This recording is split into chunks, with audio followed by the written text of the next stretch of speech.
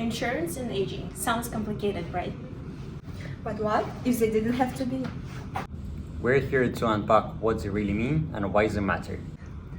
And to share our product vision, a future where financial security is smart, simple, and accessible to everyone. And welcome to our podcast. Hi everyone, this is Inside Voices podcast episode 1. I'm your host Christina. Today we'll be exploring the funding of future aging, why Canada needs to invest in care right now.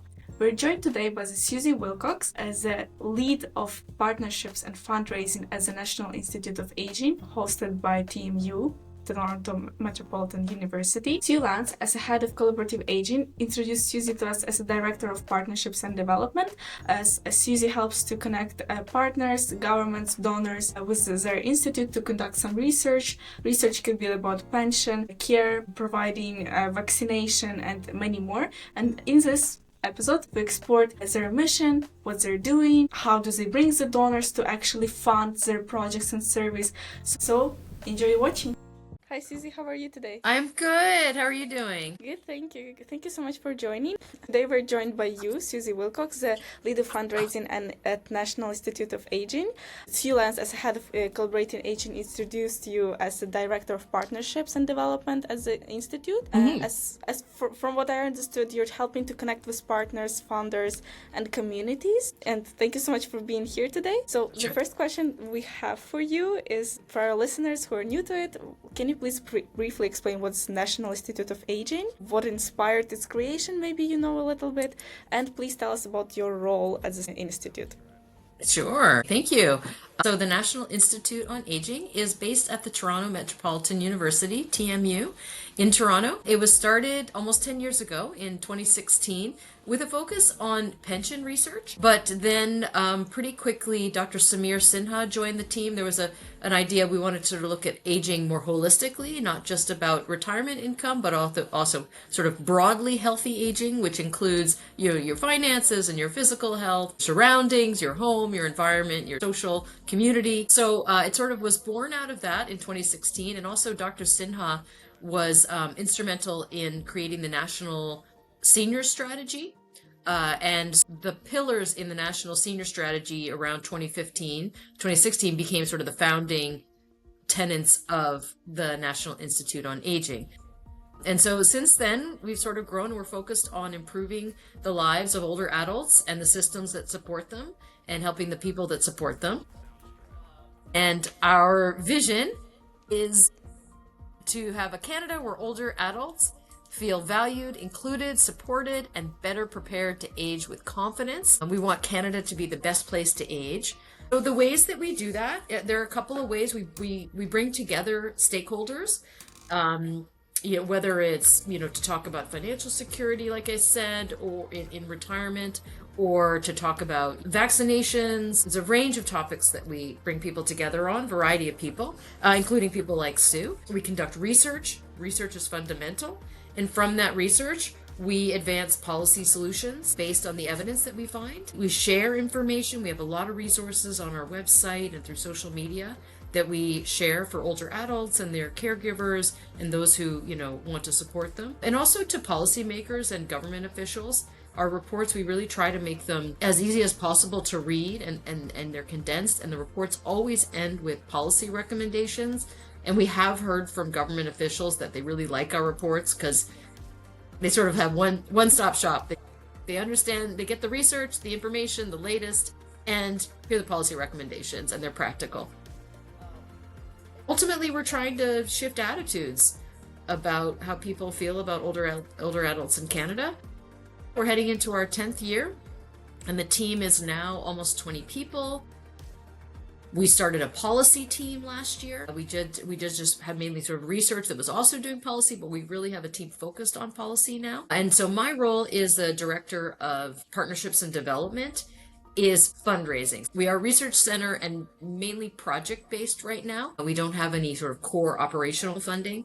So my role is to get funders for the different research projects, conferences. We're running a dementia campaign, and so partners are in public and private sector, and that's my primary. Okay, thank you so much for your answer. It was interesting to find out about your institute more. You mentioned it's kind of based at Toronto Metropolitan University a little bit, and the reports. I think all of us, we want to, not have this empty water when we just reading like through the reports. You want to have this main core information, the root. So as you mentioned, in practice it was quite clear, but like as I'm just a student, I want to find out more. What is your main mission, like in practice? How would you describe it briefly? So my mission is to raise the money needed to sort of fuel this work to improve the lives of older adults, and in whatever way that takes, whether it's individuals or government money or corporations or foundations. It's to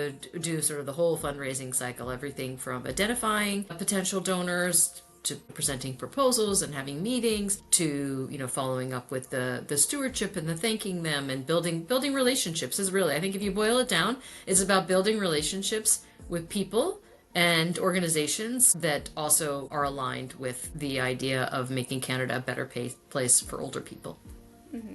And mainly you can also tell us what kind of project or initiatives which you supported through these partnerships or fundraising. Yeah, sure, absolutely.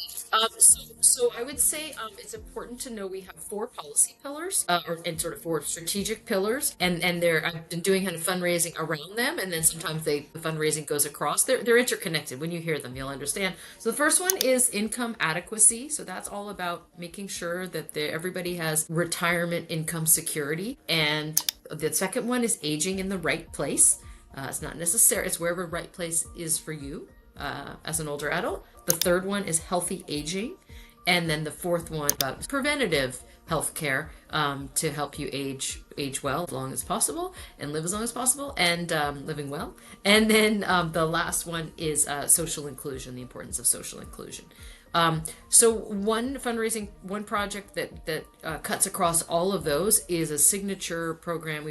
This will be its 4th year. It's a survey. It's an annual survey of about 6,000 Canadians aged 50 plus across the country, coast to coast to coast. It's now in its 4th year, as I said, and it's a 10-year project, sort of a longitudinal survey of older adults, and it's called Aging in Canada survey. And so we go in the field, we survey in the summer, and then develop the results in the report, and we'll be releasing it in January. And so we do seek partners for that. We have a foundation and a corporate partner. The corporate partner is not quite public yet, so I can't say it out loud, but you'll be hearing about it soon. So that'll be in January that we launch that, and it's a report and a lot of policy work, sort of the state of the nation of the older Canadians. And it's such an important piece of work because we've heard directly from other nonprofits and charities across Canada that serve older adults that they use our research, and that's what it's for. It's available for them to make the case to local government or a corporation in their community. Adults age better if they're have physical activity every day, or whatever the results are. They use the data to help with their own funding and their own mission, which is exactly what we want to support the whole sector. So that's the survey is one thing that we've fundraised for. We have a bunch of under healthy aging, we have vaccine resources that we launch every fall around the sort of cold and flu season to help older adults know what vaccines to get and find out more information about them. And so we have a vaccine guide. We have gone to a number of pharmaceutical companies, and we've pooled their funds to create these resources. And so there is a sort of a general guide to vaccines across Canada. And now this year we have a 1-pager for each province and territory, which is going to be huge because we are seeing differences in each province and territory as COVID sort of moves along. Everybody's taking kind of a different tack to it. So we wanted to help people where they live. So that's the vaccines. In terms of the financial security, we have fundraised for something called the Pension Center of Excellence. And we have 35 companies, pensions, government groups, a lot of players in the pension world have come together in this pension center to try and make basically the bottom line is better pensions for more Canadians. There's a real problem. A lot of people are not covered by pensions in Canada right now. There's a big gap, and so we're trying to sort of figure out how we can help more people to be to have more income as they age. So there's a whole lot of research there, but we have brought in 35 partners this year around that pension center of excellence. And then also we're working in the Aging in Place. We're going in on a social science and humanities grant with some collaborators in the sector and then another university to do further studies on something called NORCs, which Sue may have mentioned to you, these naturally occurring retirement communities. Yeah. So those are a bit of a snapshot: the survey, the pension center, vaccine resources. We're always trying to different ideas for research. So we might approach, like last week, I sent 2 proposals to 2 companies who have some interest in maybe aging and technology, and then another one interested in caregiving in the workplace. That sounds really huge. And recently we just went to Siouxlands. It was like a workshop in the Humber Valley Church. We were talking with many seniors. They were really interested how they would age better, what they can do to prevent from needing someone, like having those emergencies when they're older. So I think your input is really huge for a community. You also mentioned as a vaccination. During the COVID times, do you feel like there was higher demand for it, or there is still demand for, like, let's say, COVID vaccines or something like that? It's changing. The landscape is changing. People's attitudes are changing. In fact, one piece of work that we want to do next year, and I'm literally working on trying to pool together funding for it, is a survey out in the community to figure out how have vaccine attitudes and behaviors changed. Have they changed? Maybe they haven't. Generally, people still understand that older folks need to get the COVID vaccine, among other vaccines, each year. They are a vulnerable community, and I know they're still going into long-term care homes, and they are getting the vaccines. That's important. However, like I said, each province some of them are approaching it very differently, and there are some barriers to getting those vaccines. We really truly believe that vaccines are part of healthy aging, and you need to have as few barriers as possible in order to make it easy for people to do it, because we all know if it's not easy, you just won't do it. And it's very preventable, those illnesses, if we can make vaccines easy to get. Just from a student experience, when we see like older population still in masks, being really careful with this COVID and all of those regulations, you might think like we're over it, but then you still you see some seniors who require you to use a mask when they're coming to some medical building. So it's quite interesting. Thank you so much for sharing.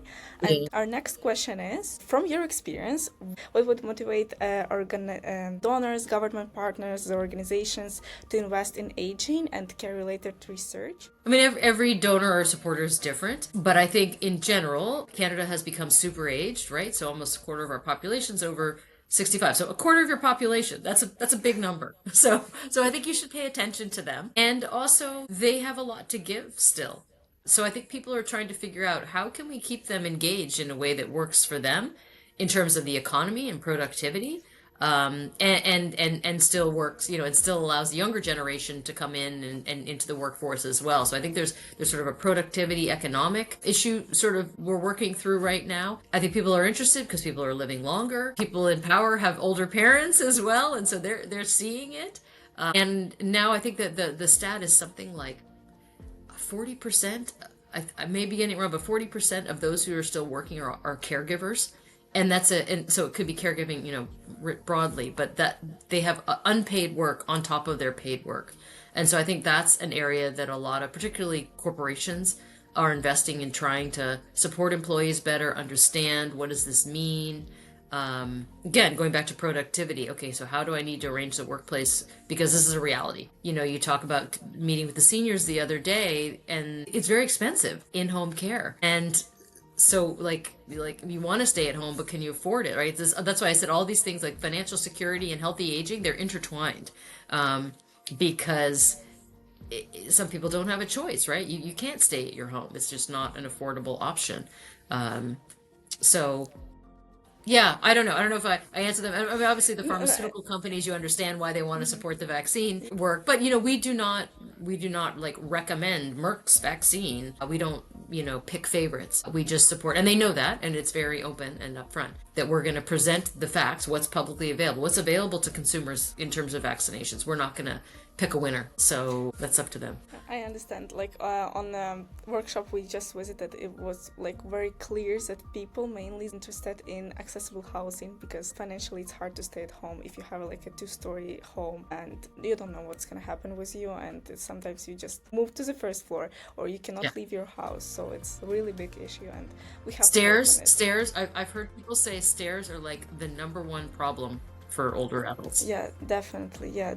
And unfortunately, we're saying that unfortunately developers of housing nowadays, they don't really take it like into accountability for that, and it's really sad. That's a big sad problem.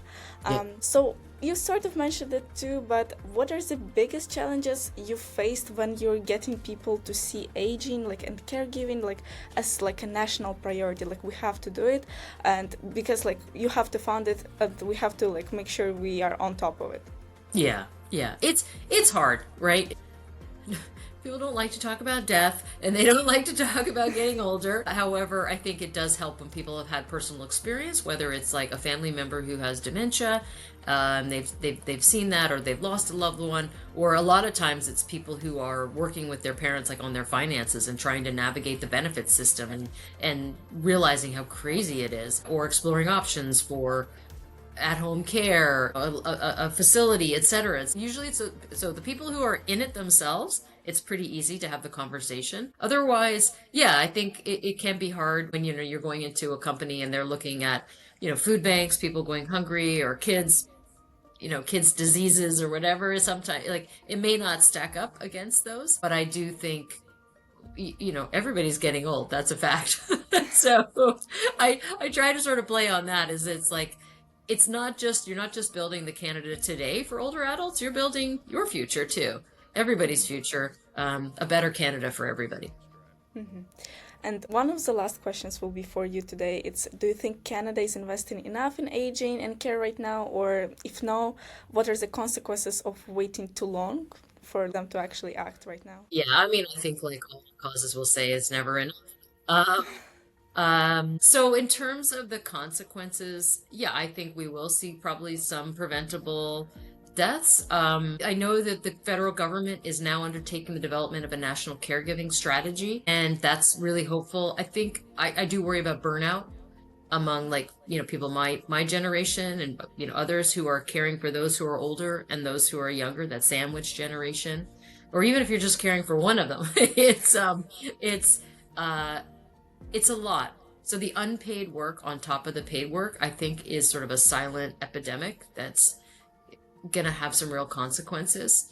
And we saw it a bit during COVID, and the government responded in the moment. But how are we going to set ourselves up for the future? And of course we need the healthcare system. We have to sort of figure out, there's some big challenges there. And if we can't figure them out, the costs are going to be huge. I have to say, on a note of hope, there are a lot of really smart people in many different sectors who are working on this and see this as a challenge, but it's a huge opportunity as well. I would say AI, the development of AI and AI-enabled tools is going to be a game changer.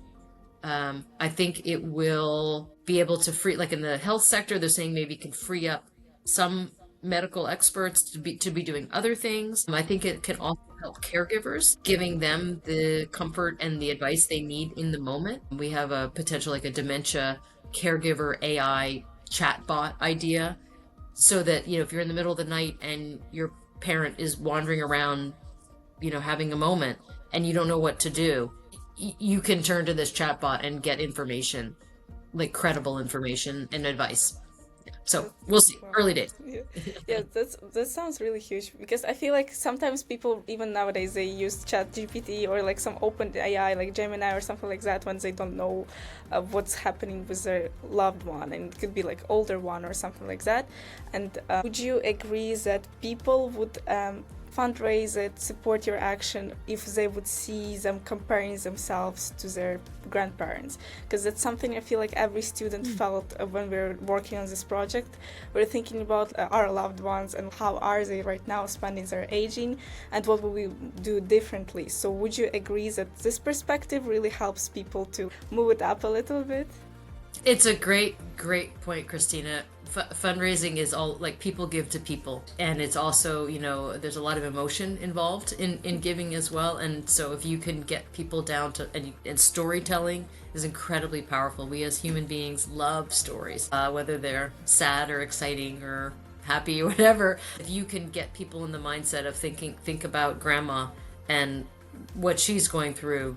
Do you want others to have that, or grandma had a great experience, or we want other people to have that experience? If you give 50,000, we can help other people have that. I think that's a fantastic approach, is to get people to think about the older adults in their lives and the experiences they're having and how we want to improve them. I would say, like, the NIA, while it may seem like we do a lot of research, and we do a lot of research, it's not just research to do research and just to sit on our website and it's a nice report and it's pretty. We want that research, again, like I said, to be used by us and by others to really, talk to government officials, others who are policymakers, people in power, to make changes that we need. Okay, thank you so much, Susie, for your experience and your perspective. Like, we really appreciate you joining us today and sharing all of this valuable information and insights. I had a great conversation with you. I hope you do. I'm evaluating how readily and how comfortably can they get in and out of their home. Can they move around within their home? Can they use key spaces like the bathroom, the bedroom, and the kitchen? When I talk about aging in place, which is this notion of staying in the home that is most meaningful to the elder, and then adapting the space, but also bringing in services as their own needs change, rather than thinking about having to move. I don't want somebody to age in place if it really just means being isolated.